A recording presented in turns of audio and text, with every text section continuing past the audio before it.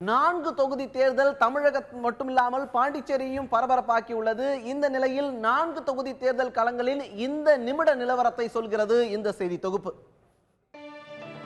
ஜெயலலிதா பிரச்சாரத்திற்கு வராத ஒரு தேர்தல் அதிமுகவிற்கு, கருணாநிதி எட்டி பார்க்காத தேர்தல் திமுகவிற்கு. ஆனால் அமைச்சர்கள் குழு வழக்கம் போல் தேர்தல் தொகுதிகளில் வீதிகளில் உலா வந்து கொண்டிருக்கிறது.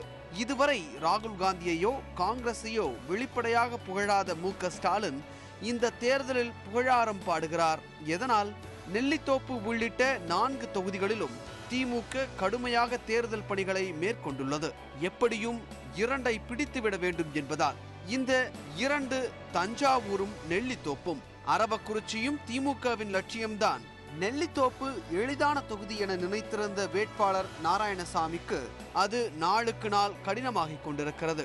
இங்குதான் ஸ்டாலின் நாராயணசாமியை வானளாவ புகழ்ந்து பேசி ஓட்டு கேட்கிறார். முக்கியமா இதுக்கு தெரியுமா, அந்த ரவுடிசத்தை ஒழிச்சார் பாருங்க நம்ம நாராயணசாமி. அதுக்கு முதல்ல ரவுடிசத்தை ஒழிக்கிறது கூட பெருசா எது கத்தினா அவங்ககிட்ட இருந்த சொத்தெல்லாம் அபகரிச்சு மறுபடியும் சேரங்களுக்கு சேர்த்தாரு பாருங்க. அதுதான்.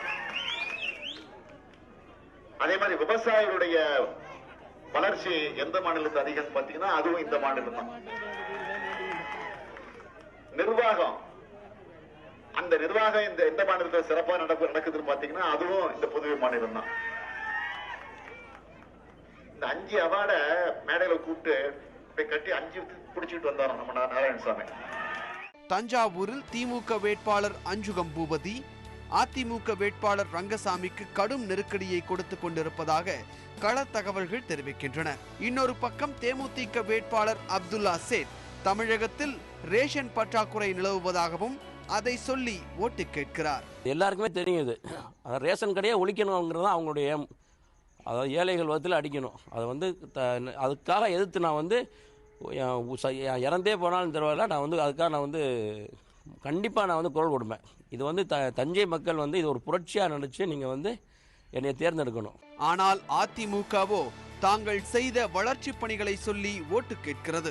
ஏறத்தாழ 2000 கோடிக்கு இந்த தஞ்சை சட்டமன்ற தொகுதிக்கு உட்பட்ட பகுதிகளில் பல்வேறு வளர்ச்சி பணிகள், பல்வேறு உள்கட்டமைப்பு வசதிகள், அடிப்படை வசதிகள் எல்லாம் மிகப்பெரிய திட்டங்கள் எல்லாம் நிறைவேற்றப்பட்டிருக்கின்றன. இதுவரை 40 ஆண்டுகளாக கிட்டத்தட்ட மக்களுடைய எதிர்பார்ப்புகள், கனவுகளை நாங்கள் நிறைவேற்றி தந்திருக்கின்றோம். அது மட்டுமல்லாமல் இதற்கு முன்பாக திராவிட முன்னேற்ற கழகம் எல்லா பொறுப்புகளையும் வைத்திருந்தாலும் கூட இது போன்ற சாதனைகள், குறிப்பிட்டு சொல்லக்கூடிய பணிகளை எதையுமே அவர்கள் செய்யவில்லை. திருப்பரங்குன்றம் அதிமுகவின் கோட்டை என தெம்பாக வலம் வருகிறார் வேட்பாளர் போஸ். ஓ பன்னீர்செல்வம் உள்ளிட்ட முக்கிய அமைச்சர்கள் தொகுதியிலேயே முகாமிட்டுள்ளார்கள். அரவக்குறிச்சியில் அதிமுக திமுக சரிசம பலத்தில் முழு வேகத்துடன் மோதிக்கொண்டிருக்கிறது. இந்த நிமிட நிலவரப்படி 4 தொகுதி தேர்தல்கள் அரசியலில் புது மாற்றத்தை ஏற்படுத்தும் என்பதில் சந்தேகமில்லை.